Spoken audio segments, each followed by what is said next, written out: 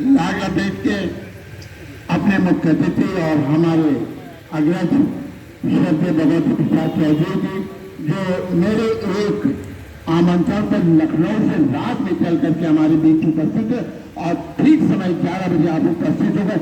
मैं कितनी आपके लिए दुआ करूं, शायद कम है, मैं सीधे आपको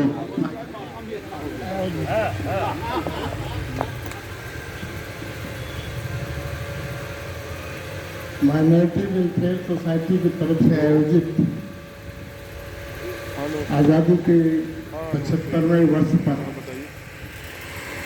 लोकतंत्र में आंदोलन की भूमिका विषय पर जो गोष्ठी का आयोजन किया गया है, उसके कुशल संचालक भाई अशफाकवती, मंच पर उपस्थित इस कार्यक्रम के विशिष्ट अतिथि विज्ञान मैनेजमेंट कॉलेज की डायरेक्टर मोहतरमा डॉक्टर जीशान अमीर जी, मंच पर उपस्थित आदरणीय गोपाल द्विवेदी जी, मोहम्मद परवेज खां जी, भाई आदरणीय अरुण कुमार मिश्रा जी, हमारे जिला कांग्रेस कमेटी के सम्मानित अध्यक्ष भाई शिव कुमार पटेल जी और हज कमेटी के शासन द्वारा नामित सदस्य आदरणीय अमानुल्लाह अंसारी जी, हमारे सामने उपस्थित प्रोफेसर शरद मल्होत्रा जी, वरिष्ठ अधिवक्ता समाजवादी चिंतक भाई अशोक सिंह जी, आदरणीय ज्ञान शंकर पांडे जी, आदरणीय ध्रुव पांडे जी, इरफान कुरैशी जी, आनंद जी, जिला पंचायत के पूर्व सदस्य भाई वसीम मोहम्मद जी, नेमत खां जी, हिलाल भाई, आदरणीय सुभाष चंद्री एडवोकेट साहब, नरेश चौधरी एडवोकेट साहब और उपस्थित सम्मानित नागरिकगण, बहुत धैर्य के साथ आपने महत्वपूर्ण विचारों को सुना और मुझे भी बहुत ज्ञानपरक बातें सुनने को मिली। विषय बहुत ही उचित है, मौजू है, सामयिक है।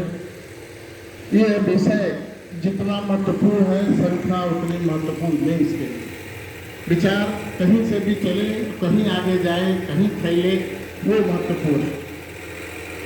आज यह लोकतांत्रिक देश में हम लोग 75वां वर्ष मना रहे आजादी का। हम लोगों ने कार्यक्रम के शुरुआत में शहीदों को माल्यार्पण करके उनको नमन किया है, उनके योगदान को, उनके बलिदान को हम नमन करते हैं, श्रद्धांजलि अर्पित करते हैं। दो पंक्तियां मुझे याद आती हैं कि लहू देकर तिरंगे को बुलंदियों तक संवारा है, फरिश्ते हो वतन के तुम, तुम्हें सजदा हमारा है। मैं उनको उनकी कुर्बानी के लिए सजदा करता हूँ। लोकतंत्र एक बहुत महत्वपूर्ण विषय है। आजादी के बाद इसका महत्व बढ़ा। 15 अगस्त 1947 को जब पहली बार लाल किले से पंडित जवाहरलाल नेहरू ने आजादी के पर्व का जब भाषण दिया तो उन्होंने कहा कि इस देश का सबसे संकट का दिन आज खत्म हुआ है। भारत माता का प्रसव पीड़ा आज खत्म हुआ है और जो सत्ता महलों में थी वो अब सड़क पे आई है। ये लोकतंत्र है। लोकतंत्र में संख्या बहुत मायने रखता है। किसी शायर ने लिखा है कि जमहूरियत एक तर्ज हुकूमत है जिसमें बंदों को गिना करते हैं, तौला नहीं करते। संख्या का महत्व है और लोकतंत्र की मजबूती के लिए, उसके बहबूदी के लिए, उसके बेहतरी के लिए आंदोलन एक महत्वपूर्ण हिस्सा है। लोकतंत्र के लिए आंदोलन खाद बीज है। लोकतंत्र के लिए आंदोलन एक ताबीज है जो लोकतंत्र के गले में हमेशा रहना चाहिए, उसकी सुरक्षा के लिए, उसकी हिफाजत के लिए।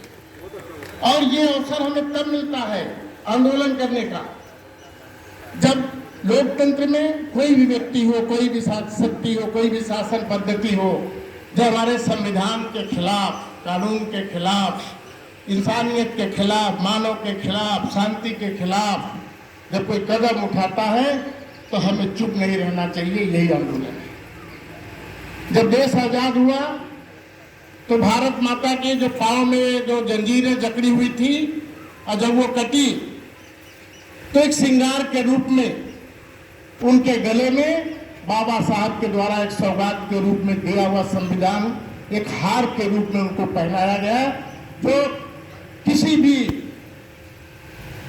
अरबों खरबों रत्नों से भी उसका कीमत को कोई कम आंक नहीं सकता। और वो संविधान डॉक्टर भीमराव अंबेडकर ने इस देश को एक सौगात के रूप में दिया।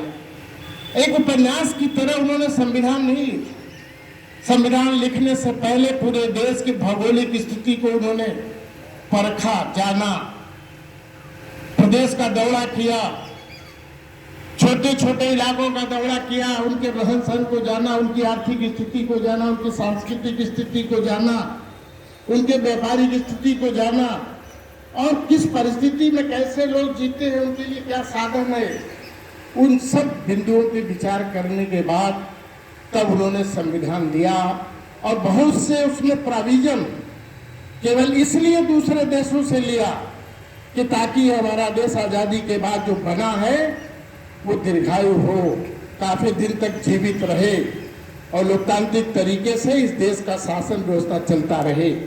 और इसलिए उन्होंने संसदीय प्रणाली ब्रिटेन से लिया, अध्यक्षीय प्रणाली उन्होंने फ्रांस से लिया, मूल अधिकार अमेरिका से लिया, राज्य के नीति निर्देशक तत्व अफ्रीका से लिया, उन्होंने आयरलैंड से लिया और आपातकाल की व्यवस्था भी जर्मनी से लिया।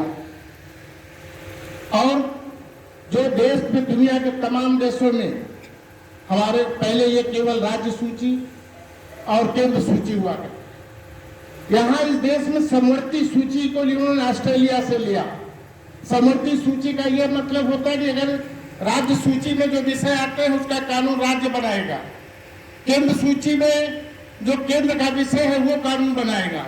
और समवर्ती सूची एक ऐसी सूची है जो दोनों मिलकर भी बना सकते हैं, दोनों अलग अलग बना सकते हैं, वो देश के भौगोलिक स्थिति को, आवश्यकता को देखते हुए ये चीज उन्होंने लिया। और देश में कभी कभी संघ मजबूत हो, देश मजबूत हो, केंद्र मजबूत हो, ये व्यवस्था उन्होंने कनाडा से लिया। कहने का मेरा मतलब ये है कि जिस देश को इतना बड़ा सौगात रूपी संविधान मिला हो, अब जब उस संविधान की उपेक्षा कोई करेगा, उसको कटी पतंग की तरह लूटने की कोशिश करेगा, तो हम सोचे पढ़े लिखे लोग अगर घर बैठेंगे, आंदोलन नहीं करेंगे तो मेरे जिंदा रहने का कोई मकसद नहीं। आंदोलन का यही मतलब है कि हम जायज बात की अपनी बात रखते रहें। हम नहीं कहते कि हमें खून खराबा करना है, हम नहीं कहते कि वो तोड़ फोड़ करके कहना है। जो हमें संवैधानिक अधिकार है उस अधिकार का प्रयोग करके हम अपनी बात करें। गांधी जी ने जब आंदोलन किया अंग्रेजों के सामने, कभी जब अनशन पर बैठ जाते थे तो उस समय का हिंदुस्तान ठप पड़ जाता था। अंग्रेज चकित हो जाते थे कि कौन व्यक्ति है, किस तरीके का आंदोलन कर रहा है। और आज दुर्भाग्य क्या है कि हम जायज बातों के लिए अपनी बात कह नहीं पा रहे हैं। हमसे अच्छे हमारे पूर्वज थे जो ब्रिटानिया हुकूमत से लड़ाई लड़ते थे। आज हम उससे नहीं लड़ाई लड़ पाते जिसको हमने वोट दे करके उसको शक्ति दिया, उसको एमएलए बनाया, उसको एमपी बनाया, उसको मंत्री बनाया, मुख्यमंत्री बनाया। तो जिस दिन ये आंदोलन का जज्बा खत्म हो जाएगा, जायज आंदोलन का जज्बा खत्म हो जाएगा, शांतिपूर्ण तरीके से आंदोलन करने का जज्बा खत्म हो जाएगा, तो जिन शहीदों ने हमें अपनी कुर्बानी देकर ये देश हमें एक सौगात के रूप में दिया है, हम उनके साथ न्याय नहीं कर पाएंगे। इसलिए हमें आंदोलन को हमेशा ध्यान रखना चाहिए। आंदोलन का मतलब ये नहीं होता कि हम तलवार लेकर के चले, आंदोलन का मतलब ये नहीं होता कि हम हरवा हथियार लेकर के चले। आंदोलन का मतलब वैचारिक आंदोलन भी होता है, भौतिक आंदोलन भी होता है, चर्चा होती है, लेकिन खाली हम घर में बैठ के अगर आंसू बहाएंगे तो आंदोलन का हिस्सा नहीं है। लोगों ने कहा है कि जो अश्क से अपनी दर्द बयां करते हैं उनको कायर करते हैं, और जो लफ्जों में अपनी दर्द बयां करते हैं उनको शायर कहते हैं। तो आप आंसू बहा करके अपने को कमजोर मत सिद्ध करिए। आप लिख नहीं सकते तो फिर बेकार है, पढ़ नहीं सकते, आप आवाज नहीं बुलंद कर सकते, तो आखिर तक फिर कौन सा आंदोलन चलाएंगे? कैसे हम अपने देश को मजबूत करेंगे? आने वाली पीढ़ी को हम क्या संदेश देंगे? आने वाली पीढ़ी कहेगी कि आप पढ़े लिखे थे और आपने हमें क्या निर्देश दिया, आप लकीर के फकीर हो गए, आप डर गए। तो ये विषय जो है, इसलिए कि अगर जब लोकतंत्र मजबूत रहेगा तो सबका हिस्सा, सबका हकूक बराबर मिलता रहेगा, किसी के साथ अन्याय नहीं होगा, कानून का पालन होता रहेगा, संविधान का पालन होता रहेगा। संविधान की हिफाजत करने की भी हमारी जिम्मेदारी है। अगर संविधान सुरक्षित नहीं रहेगा तो हमारी हस्ती और बस्ती गृहस्थी भी सुरक्षित नहीं रहेगी। अगर संविधान सुरक्षित नहीं रहेगा तो हमारा शिक्षा सुरक्षा, स्वाभिमान भी सुरक्षित नहीं रहेगा। इसलिए हमें संविधान, जो देश का महत्वपूर्ण, जब देखिए होता क्या है, व्यक्ति का श्रृंगार एक आभूषण होता है, लेकिन मन का श्रृंगार जो होता है वो आजादी होती है। और आजादी को अक्षुण्ण रखने की जिम्मेदारी हर एक नागरिक को होती है, जो नागरिक इस देश में रहता है, जो नागरिक महसूस करता है कि देश क्या है, किन परिस्थितियों में हमें गुलामी की जंजीरों से मुक्ति मिली, कैसे हम आजाद हुए। हम तो नहीं उस समय थे, लेकिन हम तसव्वुर करेंगे किसका योगदान कितना रहा होगा, कैसे रहा होगा। आज हमें मुफ्त में आज़ादी मिली है और हम उसको बचा नहीं पा रहे हैं, हम उसको अक्षुण्ण नहीं रख पा रहे हैं, हम जायज मांगों के लिए बात नहीं कर पा रहे हैं, हम लिख करके कलेक्टर घर दे नहीं पा रहे हैं, हम अधिकारियों के सामने लोगों की बातें उठा नहीं पा रहे हैं, हम तहसील दिवस पे जा करके बता नहीं पा रहे हैं। ये अगर नहीं करेंगे तो आंदोलन मर जाएगा, और जब आंदोलन मरेगा तो फिर ये देश की एकता अखंडता भी अक्षुण्ण नहीं रह पाएगी।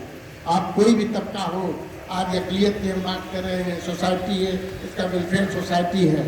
अभी आप सोचिए कि इंदिरा गांधी जी थी, मैं दल की बात नहीं कर रहा हूँ, वो देश की प्रधानमंत्री थी, महबूब रहनुमा थी।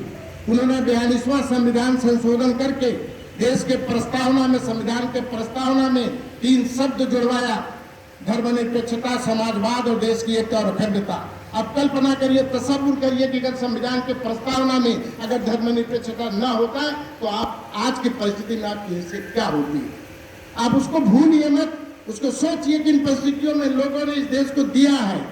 और ये तब होता है जब हम कहीं विचार गोष्ठी के माध्यम से किसी बिंदु पर चर्चा करते हैं, बात करते हैं, कुछ बात सुनते हैं, कुछ सुनाते हैं, तब ये लोगों को, आने वाली पीढ़ी को एक मैसेज जाता है, उनका हौसला बढ़ता है, उनका जज्बा बढ़ता है, उनका जुनून बढ़ता है देश के प्रति, संविधान के प्रति, लोगों के हित के प्रति, लोगों के हकूक के प्रति, अमन अमान के प्रति, इंसानियत के प्रति। और मेरा आपसे भी अनुरोध है कि देखिए, मजहब को आप तर्क संगत बनाइए।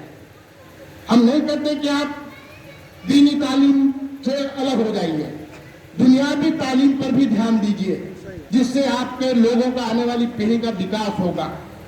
आज हमको कमजोर किया जाता है, धर्म के नाम पे, मजहब के नाम पे हमें डाइवर्ट किया जाता, बांटा जाता है, हमें कमजोर किया जाता है, हमें उस रास्ते से रोकने की कोशिश की जाती है जो रास्ता तरक्की के तरफ जाता है, हमें फंसा दिया जाता है उसमें। वो भी जरूरी है कि आप दीनी तालीम लीजिए, लेकिन दुनियावी पर भी ध्यान दीजिए, ताकि आने वाली पीढ़ी का आर्थिक प्रगति हो सके, उन्नति हो सके।